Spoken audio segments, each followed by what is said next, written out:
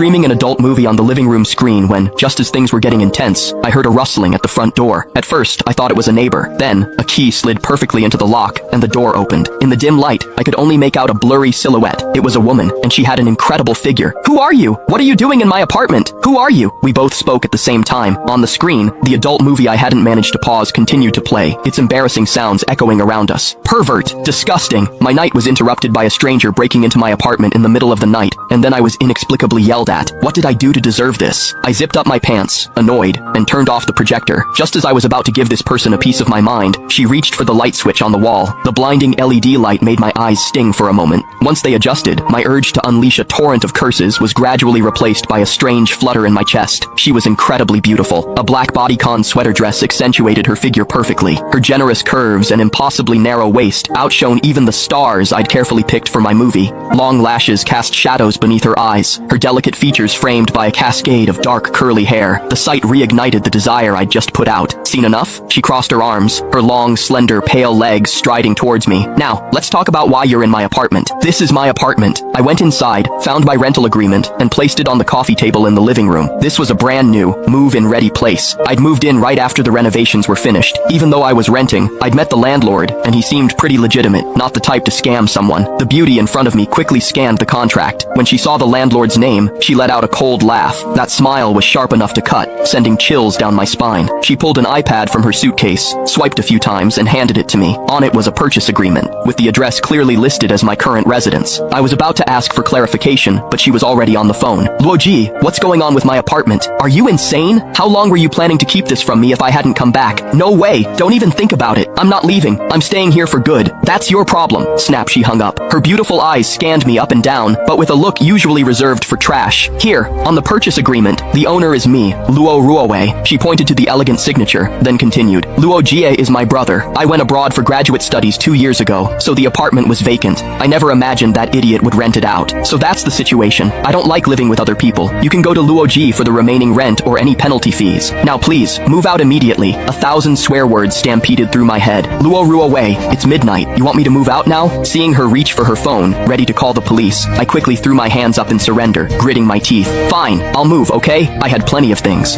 After all, I was the first one to live in this apartment, and I'd been here for 2 years. I truly thought of this place as my home. I was dawdling, packing my luggage in the bedroom, when Luo Ruowei's sharp voice cut through the air from the living room. "Your ID. I need to take a picture. If there are any issues with the apartment, I'll contact you for compensation." Annoyed, I tossed my ID onto the sofa where she was sitting. I went back to my room and continued squatting in front of the wardrobe, packing my bags. After a while, I turned around.